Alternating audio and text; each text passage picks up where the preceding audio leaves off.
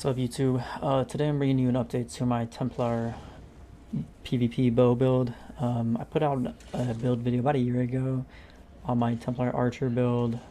Yeah, if you want to go check out that video. Obviously it's not as relevant. Back then I was using Calurion. It was right before Calurions got nerfed. And Rallying Cry, which Rallying Cry still is, you know, a meta defensive set. We're not running that on this build, but you easily could. But anyway, this is an update to this build. So let's go ahead and dive into the stats. First things first, I am running 64 points in health. I've made the swap. I used to only want to go for 30k health. Now I just put all 64 in, and whatever I end up with, I end up with. Right now I'm at 36k. Obviously this is not something I necessarily want to be doing, but you know, it's just what you have to do. Everyone's building higher health these days, and yeah, you're usually getting beat on by multiple people, so you know, we have a lot of speed on this build, we have a lot of health, yeah, it's just, overall, it's just a nice place to be. Unbuffed, we're sitting at 4.7 spell damage. This will go up by a few different sources. We're a Templar, so we get minor sorcery. Obviously continuous attack, your spell and weapon damage enchant. This can go, usually when you're in combat, you're well over 5.5k. And you know, if you're getting buffed by some teammates and stuff, you can get over 6k. Spell crit is at 36.4, weapon crit 36.4, stam recovery 14, 1.4k, magic 1k. Your resistance is solid, not amazing, but you'll see this build's tanky, you know, tanky as is. We have 2.3k crit resist. We're running 5 pieces impen on this build, no rallying cry, so I feel like this is a sweet spot. Yeah, obviously you can see all the buffs. We are running Oaken Soul. I run Oaken Soul on all my bow builds.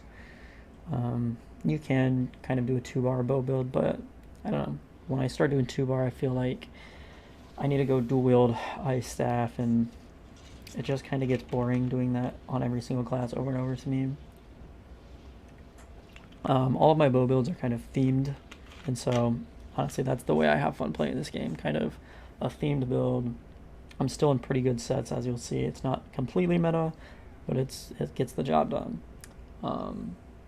So yeah, I'm running Bear Haunch, best food in the game, also the most expensive food. You can go for Jewels of Misrule, really even Bewitched Sugar Skulls. Those are pretty cheap if you want, but yeah, I prefer Bear Haunch if you can afford it. It is mid-year, so we do have the scroll up. We have an enemy keep bonus. So let's see, our weapon and spell crit is increased by 3%. So our spell crit and weapon crit was at what, 36, so keep in mind there is a 3% increase, which kind of negligible. We're running the Apprentice Mundus Stone for extra spell damage, which increases our damage and our healing. Yeah, a lot of buffs from Oaken Soul, which is why I like it. I think that covers everything here. Let's dive into kind of the actual build.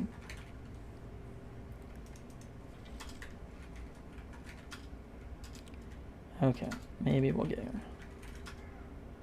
Alrighty, so a lot going on here. First things first, we are running 5 pieces Marth Bomb. You know, everyone knows the set. It did get nerfed with the most recent update. I still think it's good. You could argue Rallying Cry probably better, probably more meta. But the set's still good, and I've got the gold jewelry, which is why I kind of keep this on every single. I'm gonna be putting out archer builds for every single class, and yeah, you'll see that I run Mara's Bomb on all of them, so I still like it. So I have 3 heavy. The head, or the chest, the legs, the 2 biggest pieces, the head. The chest and legs are both reinforced with tri-stat enchant. All of our gear is tri-stat enchant. So yeah, heavy, heavy, heavy, 3 heavy. I go 3 medium. Oh my god, we just got a huge defensive tick, 56k. I'm just sitting here making a build video. I love mid-year. Anyway, So yeah, medium shoulders, medium hands, medium feet, light. So we're in 3 heavy, 3 medium, 1 light. And if you couldn't see, our offensive set basically is Oblivion's Foe. Now, again, I've got 2 reinforced chest and legs. The rest are impenetrable. So that's where we're getting our crit resist, all tri-stat. But yeah, Oblivion's Foe. It's giving you weapon damage, penetration, crit. And then the 5 piece is 2. It's a double bonus. So you get weapon and spell damage. And when you deal damage with soul magic, you put a 10.6k dot on them over 10 seconds. So yeah, which plays into the build. And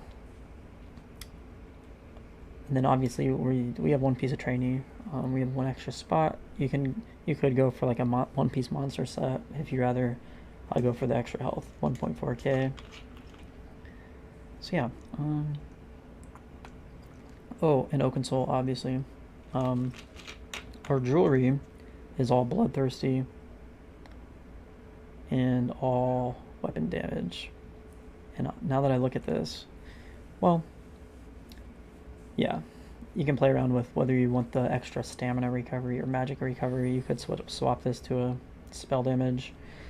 And now that I think about it, maybe I should, because I feel like I get a tiny bit low on magicka in some of the fights you'll see, but overall it's still solid. This is fine this way. So yeah, 1 light. That's Oblivion Foe as well. This is a crafted set. Our bow, we are sharpened with a weapon and spell damage enchant. But as of right now, I am running Gold Coast Trapping Poisons. I've been really liking these.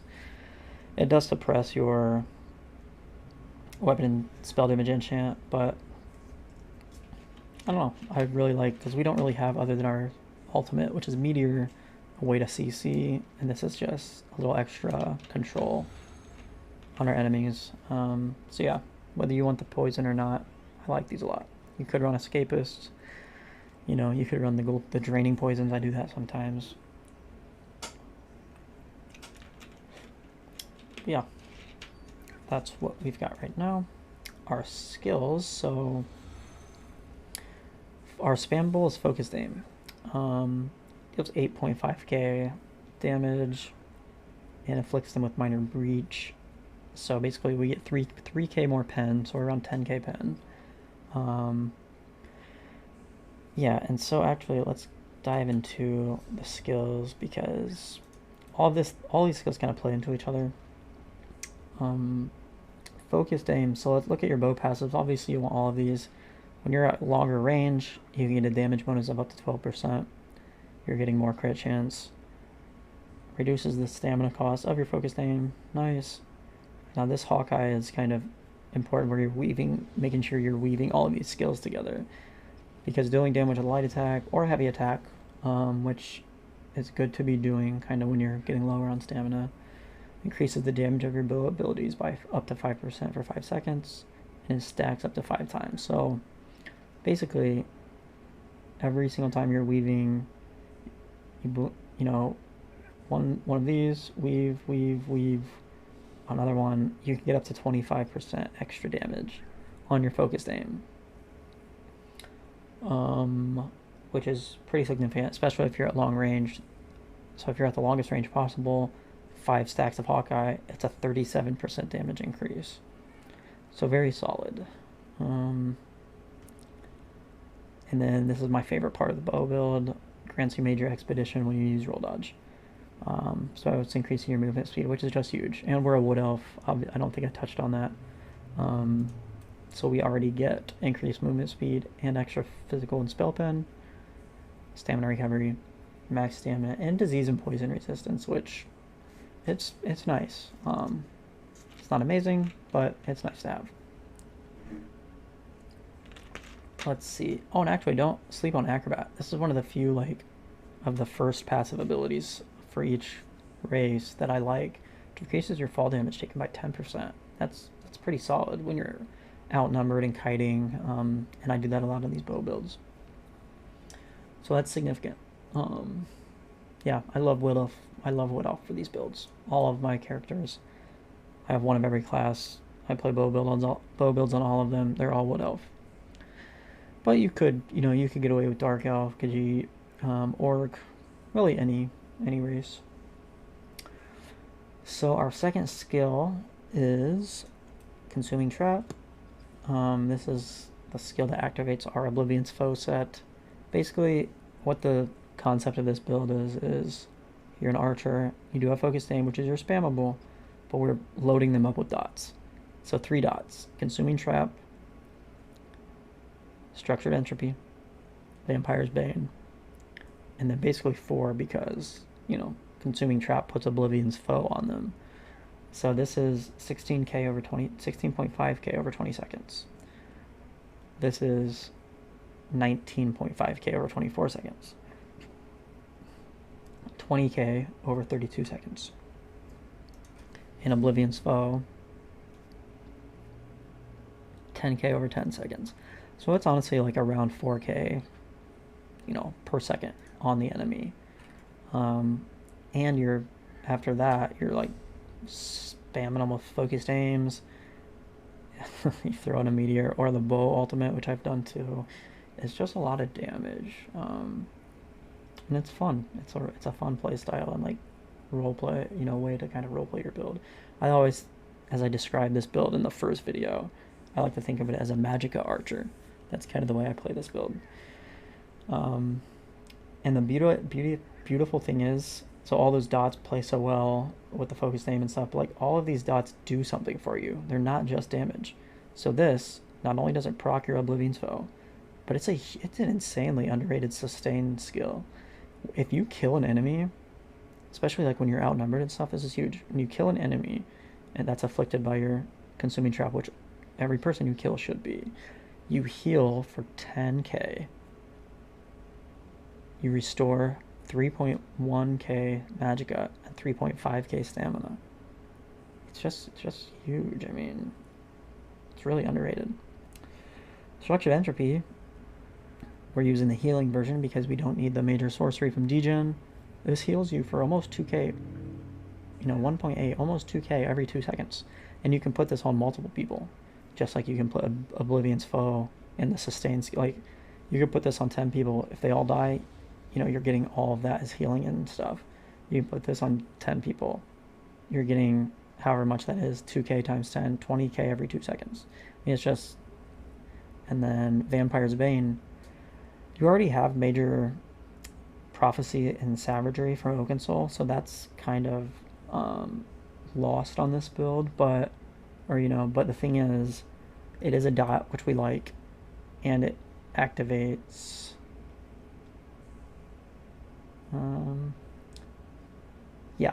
Illuminate, which grants you minor sorcery, increasing your spell damage by 10%. So very solid, and that increases your group spell damage too. So this is a solid to play in a group. You could make some other choices, but it's fun. Let's see, Dawn's Wrath, Violent Combat, generates 3 ultimate. So yeah, you generate ultimate every 6 seconds by using that skill. And yeah. And then obviously our last skill is your heal, your main burst heal. Huge burst heal, almost 15k, 14.5. And if you are below 75% health, which you should be if you use this ability, you're going to restore it, the cost, basically. So it helps on your sustain a little bit. But yeah, obviously you want all your passives in each of these. Besides, you don't need Spell Wall, or we're not running any of these. You could maybe throw this on as a stun and run like Bow Alt, or Javelin into Meteor. Still, a lot of people do that on range players. But yeah, we're not running it, so we don't need these two.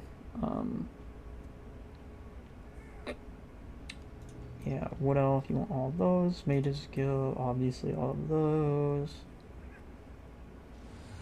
Yeah. I think that pretty much covers it on the skills, but let's real quick hop to Superstar, make sure we didn't miss anything. Oh, our CP. So yes, our CP. We can just leave it here. I'm running Deadly Aim. This increases all of your dots, your focused aim, spammable. So all of your dots and your focused aim. Thaumaturge increases all of your dots, including Oblivion's Foe. And there's a dot on Ice Comet. So also part of your ultimate is buffing. Master at Arms is buffing your focused aim and your main burst from your Ice Comet.